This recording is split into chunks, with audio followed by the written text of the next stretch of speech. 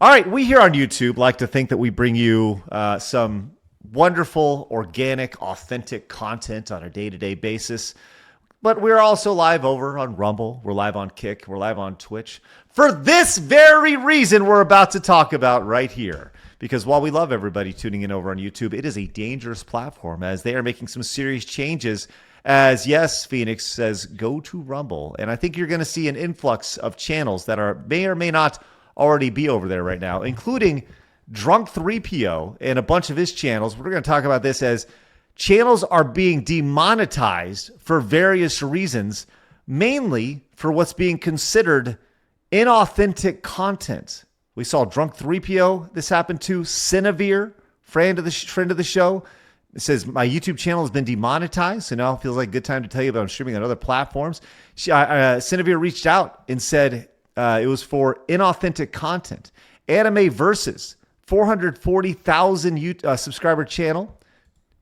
Inauthentic content, right? It says, but here's the funny part. Every video I make takes days. Editing, scripting, pacing, visuals, all done by me. The only thing AI does is voice narration. So let me get this straight. My channel is inauthentic, but ads are still running on it?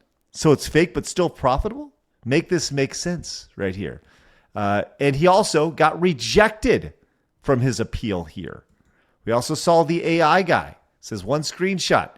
YouTube's own dashboard. Same channel within 2 days. 3 days ago, YouTube demonetized my channel for inauthentic content. Mass-produced right here. Spent 3 years working 50 to 70 hours per week building a serialized D&D campaign in an original world right over here. An audience of 12,500 paying supporters across both YouTube and Patreon over here. Now they've all been cut off because of this. And he shows some screenshots here of his channel. You can see all the work that goes into these things.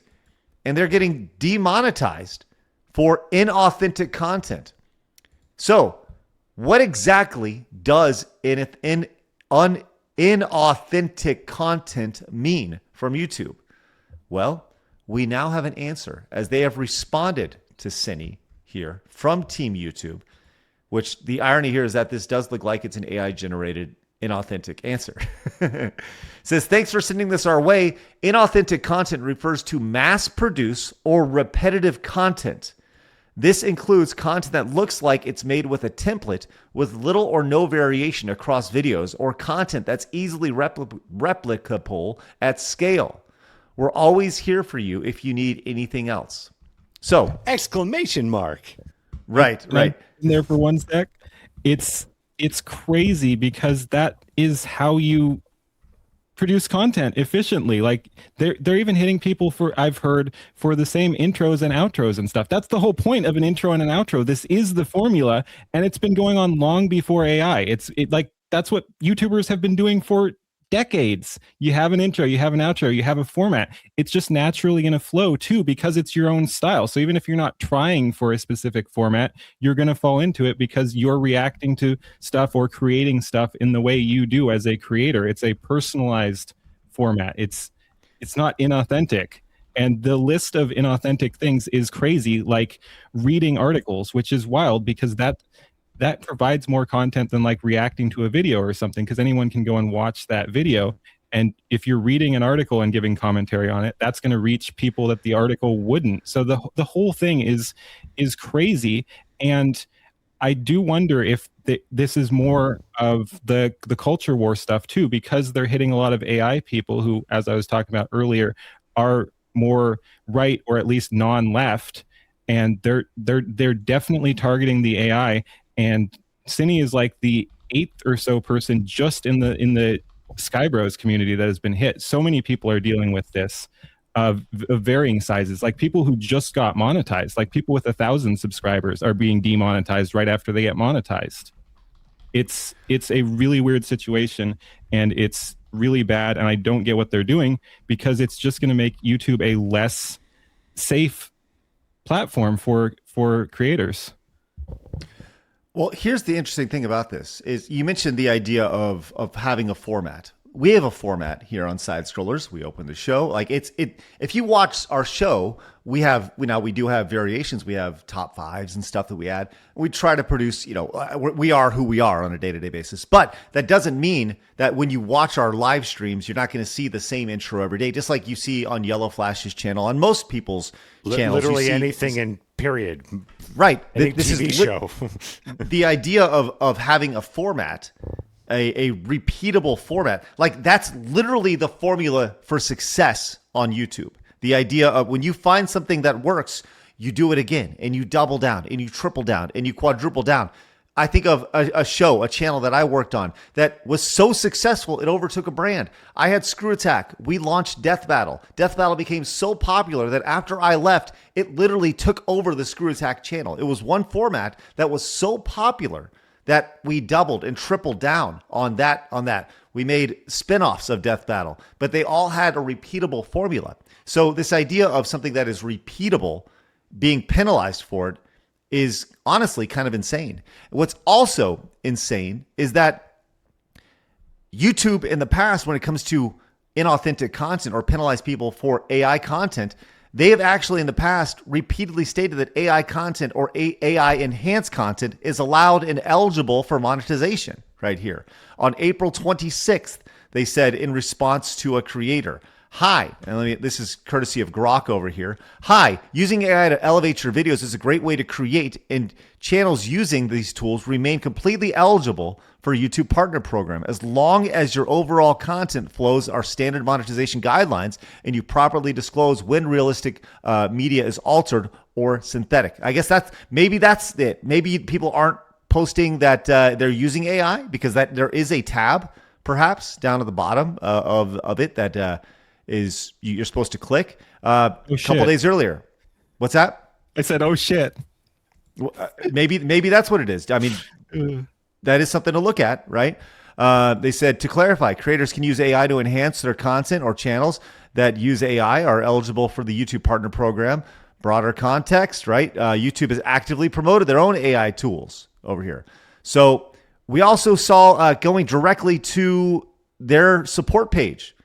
What is inauthentic content, right? What is allowed to be monetized?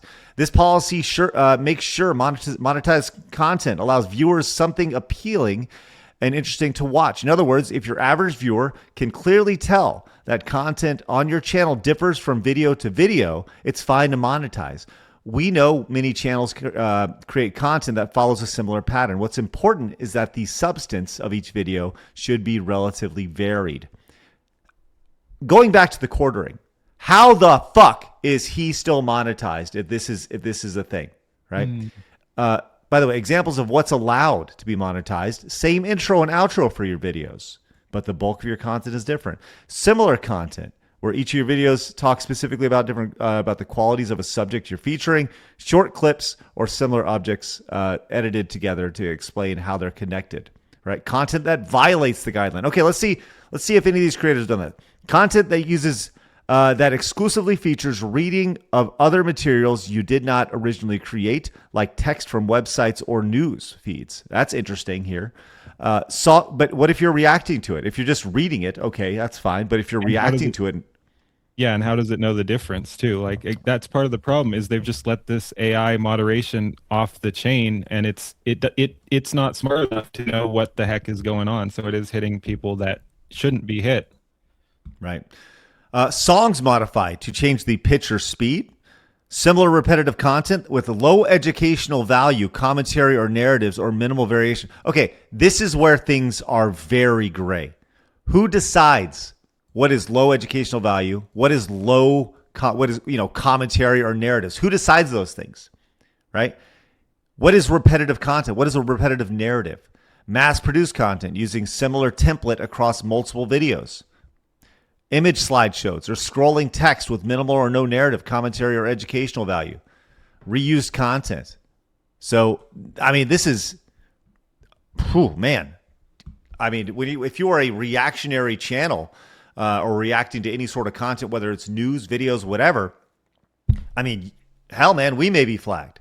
We may be flagged for this, despite being a totally original show on a day-to-day basis, which is a great opportunity to remind you guys, Side Scrollers Plus. Use that promo code 50 off. You can support us throughout the entire year. All the money goes to us, and YouTube doesn't take any cuts over at Side Scrollers Plus, and you get access to the entire Rumble Premium catalog of shows as well. So consider checking us out over there. Okay, my honest thoughts on this. We have seen shows and channels that have been remonetized after this. Some have not, but we have seen YouTube backtrack that. I think this will be a blip on the radar, a very inconvenient blip on the radar for a lot of creators. And I do think that we probably will see this happen. And if that happens to us, man, that's fucking insane, right? We will still continue to have the show over on YouTube, or at least, if it does happen. But I mean, I don't really know what to say outside of, I hope this is a blip on the radar. I hope this is just this stuff learning. But I also want to continuously say, don't put your eggs in the YouTube basket. You cannot put all of them there, right?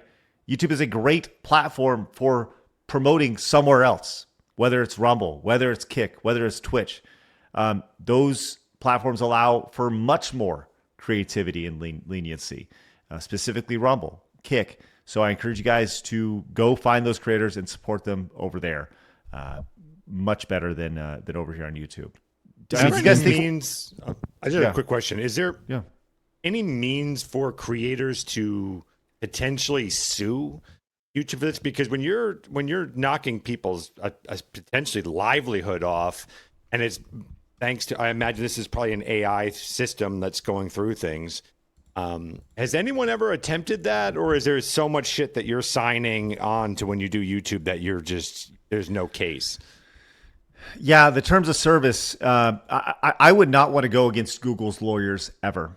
But I do think that there could be eventually a situation, because as I read in that, this is very vague.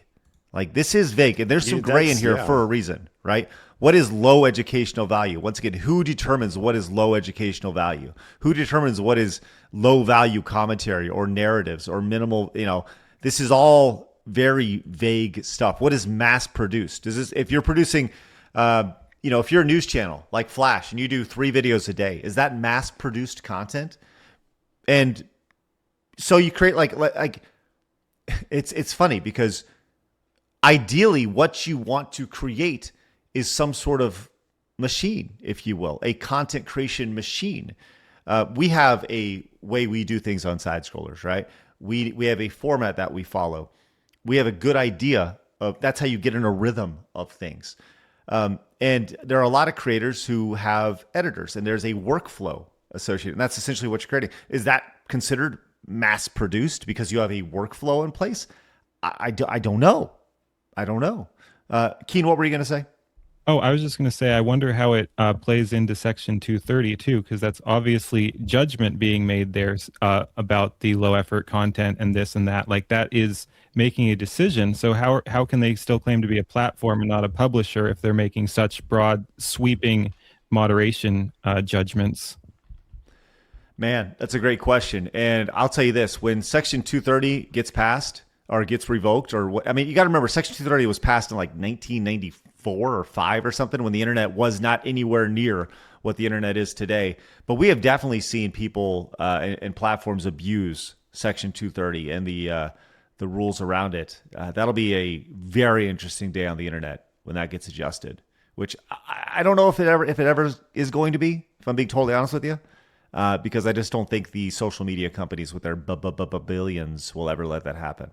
So yeah, and plus whatever comes after will probably be worse anyway, because the government always finds some way to mess things up even worse once they get involved. So just leave us alone. Leave us alone. Keen, I knew I'd like you. A great way. This is a great opportunity to remind you guys once again, we are live over at Rumble. So please hit the follow button over there and join us. We'd really appreciate that at rumble.com/sidescrollers. And of course, all of our friends over on Kick, and even you, our friends over on Twitch. I say that like it's derogatory. It's not. We appreciate anybody and everybody tuning in. He was tuning on Twitch in the pre-show. It was brutal. I was like, dude, those are fuck your you people. guys. Don't do that. Yeah. Fuck all you Twitch viewers. Fuck all y'all. No, seriously, you guys are great.